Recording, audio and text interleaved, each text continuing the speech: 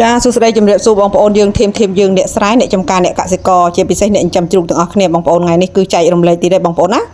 ចាចំពោះម៉ែខ្ញឹងអ៊ីតាច់គឺចែករំលែកបងប្អូនចាទល់តែដល់នាទីចុងក្រោយបងប្អូនណាចាហើយក៏មានបងប្អូនខ្លះគាត់សួរខ្ញុំថាអ៊ីមិនដែលឃើញចែករំលែកពីការគ្រាវកូនជ្រូកចាដោយសារតែគាត់អត់ដែលឃើញមើល page ខ្ញុំអត់បានគ្រប់ជ្រុងជ្រោយទេដោយសារតែវីដេអូខ្ញុំក៏ច្រើនវីដេអូមកហើយចាបងប្អូនចូលពាន់វីដេអូមកហើយចាគ្រាវជ្រូកគឺខ្ញុំចែករំលែករហូតទេបងប្អូនចាហើយថ្ងៃនេះដែរគឺមកគ្រាវជ្រូកទៀតបងប្អូនណានេះជំរាបបានអាយុ10ថ្ងៃហើយបងប្អូនខ្ញុំគ្រាវជ្រូកហើយក៏មុននឹងគ្រាវក៏ចាក់ថ្នាំបងប្អូនចាក់ថ្នាំ3មុខចាហើយក៏អត់មានប្រើថ្នាំស្វាយថ្នាំអីទេខ្ញុំបងប្អូនណាចាបិទលើគូតនេះខ្ញុំប្រើខ្ជុងឆ្នាំងបងប្អូនឲ្យបុកជាមួយអំបិលបិទវាទះលើអាគូតដែលយើងគ្រាវហើយបងប្អូនអញ្ចឹងបងប្អូនកុំឆ្ងល់ឃើញស្អីគេខ្មៅហ្នឹងបងប្អូនណាចាខ្ជុងឆ្នាំងបងប្អូនណាអត់បាញ់ថ្នាំស្វាយទេអាហ្នឹងគឺឆាប់ស្វិតបងប្អូនណាឆាប់ស្វិតជាង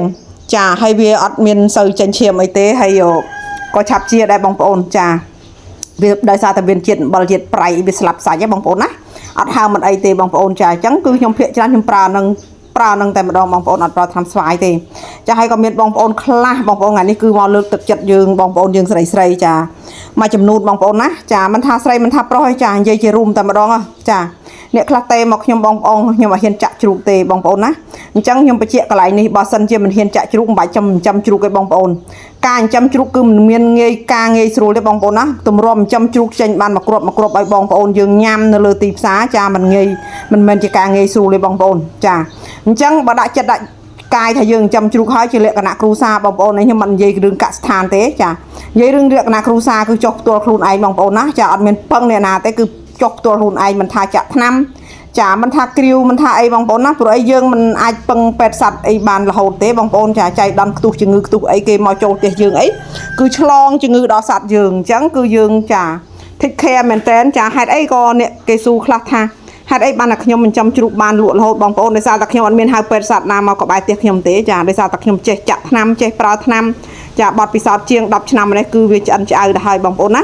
មិនថាគ្រាវមិនថាចាក់ថ្នាំចាព្យាបាលជំងឺសពគ្រប់បែបយ៉ាងគឺខ្ញុំអាចធ្វើបានទាំងអស់បងប្អូន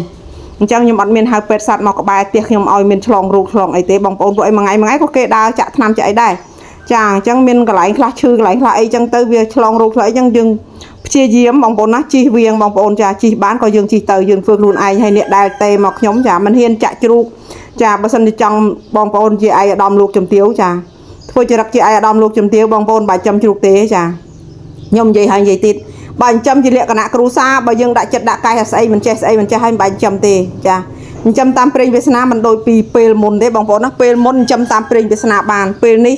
គឺมันអាចចិញ្ចឹមតាមព្រេងវាសនាបានទេបងប្អូនដូចតែពីមុនបងប្អូនដែលមានជំងឺមហារីកមែនឥឡូវហេតុអីក៏មានជំងឺសពគ្រប់បែបយ៉ាងចាមនុស្សជ្រូកគឺវាអត់ខុសគ្នាបងប្អូនជំងឺសពគ្រប់បែបយ៉ាងអញ្ចឹងយើងទៀមទាការចិញ្ចឹមជ្រូកគឺការមើលថែនិងការយកចិត្តទុកដាក់ហើយនិងការហ៊ានតែម្ដងបងប្អូនណា